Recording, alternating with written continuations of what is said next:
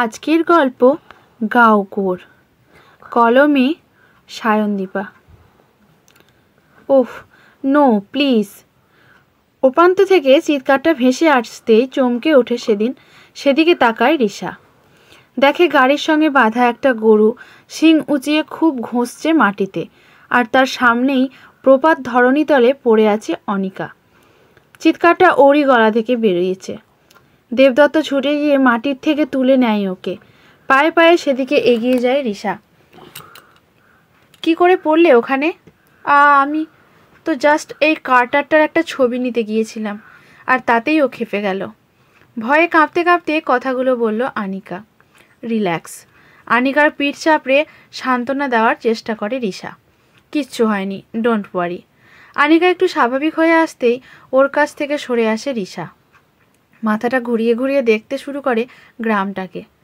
খড়ের চাল, টিনের ছাউনি দেওয়া ঝুপড়ি, ধানের মাড়াই, গরু ভর্তি গোয়ালগুলো দেখতে ভারতবর্ষের আর 5টা গ্রামের মতো সাধারণ হলেও রিশা জানে এই গ্রামটা আদপে দেশের আর 5টা গ্রামের মতো নয়। গোটা ভারতবর্ষ যখন শতাব্দী প্রাচীন যুক্তিহীন রীতিনীতিগুলোকে পেছনে ফেলে এগিয়ে যাওয়ার উল্লাসে মত্ত, এমনকি গ্রাম অঞ্চলগুলোতেও পা বাড়াতে শুরু করেছে সামনের দিকে, তখন ওই দেবলপুরের মতো কিছু গ্রাম এখনও বিদ্যমান, যাদের পদক্ষেপ সর্বদা পশ্চাৎবর্তী। শিক্ষার প্রদীপ এখানে তেলের অভাবে ধুঁকছে সর্বদা। যেটুকু আলো আবার আসে কোনো ক্রমে, সেটুকুও যেন অন্ধকারের দাসত্বেই খুঁজে নেয় নিজের সুখ। রিশা, দেবদত্ত আর প্রাচীন, ওরা তিনজনেই অ্যাঞ্জেল ফাউন্ডেশন নামে এক এনজিওর কর্মী, আর আনিকা থাকে ইউনাইটেড স্টেটে। ওখানকারই এক সংস্থার প্রতিনিধি হয়ে তার ভারতে আসা। ওই সংস্থার সঙ্গে অ্যাঞ্জেল ফাউন্ডেশন যৌথভাবে এখন ভারতের পিছিয়ে পড়া গ্রামগুলোতে মেয়েদের হিতের জন্য কাজ করতে তৎপর। ইতিমধ্যে বেশ কিছু এলাকায় সাফল্য এসেছে তাদের, আর তাই তাদের আজকের কর্মস্থল মধ্যপ্রদেশের এই গ্রামটি। নাম দেবলপুর। মেঝেতে পাতার চাদরটা গায়ে জড়িয়ে জড়সড় হয়ে বসল ফুলমতি। গাটা শিরশির করছে তার। আকাশটা অনেকক্ষণ থেকেই অন্ধকার হয়ে আছে, কিন্তু ফুলমতি জানে এটা সন্ধ্যার অন্ধকার নয়।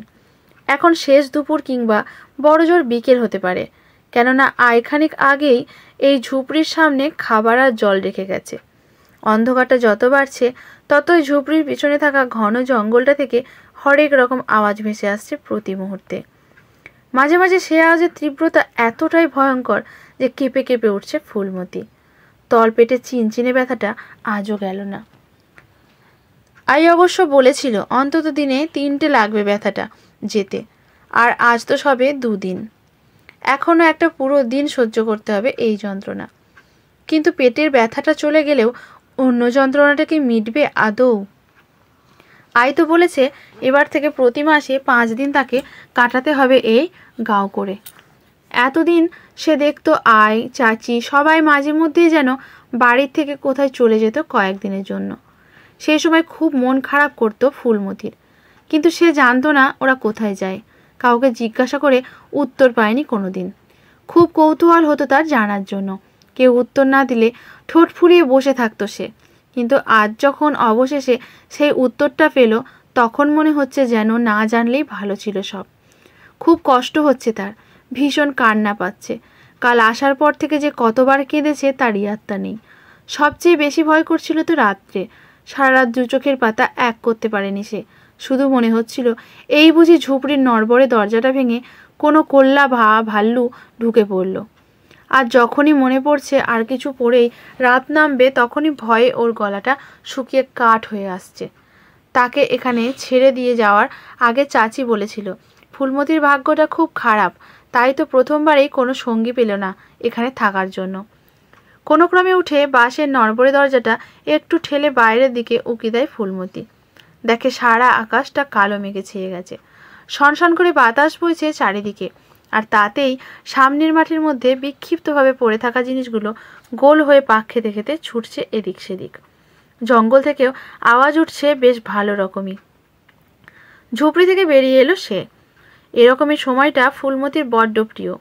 হাওয়ার মধ্যে 2 হাত মেলে দিয়ে চোখ বন্ধ করে ছুটে যাওয়ার মজাই আলাদা। ঠিক যেন একটা পাখি মনে হয় নিজেকে। মনে হয় যেন সেই পাখি ডানা মেলে উড়ে যাচ্ছে আকাশে, উঠে পড়ছে উঁচুতে, অনেক উঁচুতে। বাবা অনেক সময় তাকে কোলে তুলে নিয়ে হাওয়ায় ভাসিয়ে দেন, আর ফুলমতিও তাতে হেসে ওঠে খিলখিল করে। কিন্তু আজ দেখি দেখতে পেলেই বকে দেয় বাবাকে, বলে মেয়েদের অত মাথায় তুলতে নেই, মেয়েদের সব সময় নিচেই রাখতে হয়। বাবাকে বকে দেওয়ার পর আজই এবার ফুলমতির দিকে তাকিয়ে বলেন মেয়েরা কোনোদিনও আকাশ ছুতে পারে না। ফুলমতি যেন এসব স্বপ্ন দেখা ছেড়ে ঘরের কাজ শেখে ভালোভাবে। এসব কথা ভাবতে ভাবতেই দুহাত মেলে ছুটতে গেল ফুলমতি, কিন্তু পারল না। তার আগেই পেটে ব্যথা, তীব্র ব্যথা অনুভূত হলো, আর নিচের দিকটা জ্বালা করে উঠল। হাত দিয়ে পেটটা চেপে ধরল ফুলমতি, আর তখনই টুপ করে এক ফোঁটা জল এসে পড়ল নাকে। আকাশের দিকে তাকিয়ে দেখলো বড় বড় ফোঁটা পড়তে আরম্ভ করেছে ইতিমধ্যে। কোনো ক্রমে পেটটা চেপে ঘরের মধ্যে ঢুকে মেঝেতে ধপ করে বসে পড়ল ফুলমতি। এত জ্বালা করছে নিচটা যে দরজা লাগানোর কথা খেয়ালই রইল না তার।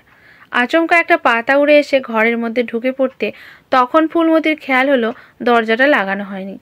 সে কষ্ট নিয়েই উঠতে গেল, কিন্তু তার আগেই হুড়মুড়িয়ে ভেতরে ঢুকে পড়ল দুজন। মেঘে ঢাকা আকাশের আবছা আলোয় ফুলমতি একজনকে চিনতে পারল, তাদের গ্রামের পঞ্চায়েত সদস্য মনোহর চাচার ছেলে ধীরজ। ওদের এখানে দেখে অবাক হলো ফুলমতি। সে বিস্ময় ভরা গলায় কিছু বলতে গেল, ধীরজ ভাও, কিন্তু ওই ভেজা শরীর নিয়ে দাঁড়িয়ে থাকা ছেলে দুটোর চোখের দিকে তাকাতেই বাকি কথাটুকু গলায় আটকে রয়ে গেল ফুলমতির। কোনো অজানা বিপদ আশঙ্কা করে চোখ দুটো বন্ধ করে ফেলল সে। আমাদের গায়ের নিয়ম পাল্টানোর আপনারা কে মশাই? দুপাতা ইংরেজি পড়ে নিয়ে ভাবছেন সব জেনে গেছেন, চিৎকার করে উঠল মনোহরলাল। প্রাচীনের মাথাটাও গরম হয়ে উঠছিল, কিন্তু অনেক কষ্টে নিজেকে সামলে নিয়ে সে বলল, দেখুন সরপঞ্চ সাহিব, আমরা আপনাদের ভালো চাই। শিক্ষা তো আদপে মানুষের মঙ্গল করার জন্যই, তা সে ইংরেজি হোক কি অন্য কোনো ভাষার শিক্ষা।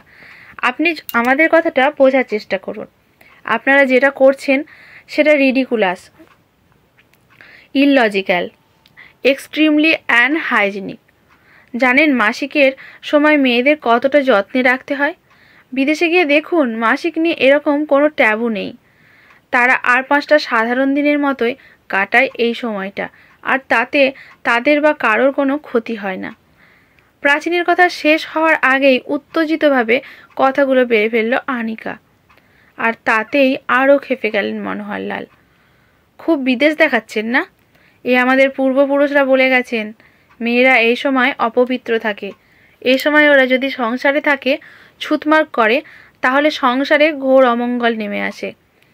উফ, রিডিকুলাস, আবার সে অপবিত্র অমঙ্গল। বিরক্তি ভরা গলায় বলে উঠল আনিকা। শুনুন ম্যাডাম, উত্তেজিত হয়ে উঠে দাঁড়িয়ে পড়লেন মনোহরলাল, আপনারা ভালোই ভালোই চলে যান এখান থেকে। এই অপবিত্র মেয়েদের নিয়ে বাড়াবাড়ি করলে আমরা কি করতে পারি আপনারা ভাবতেও পারবেন না।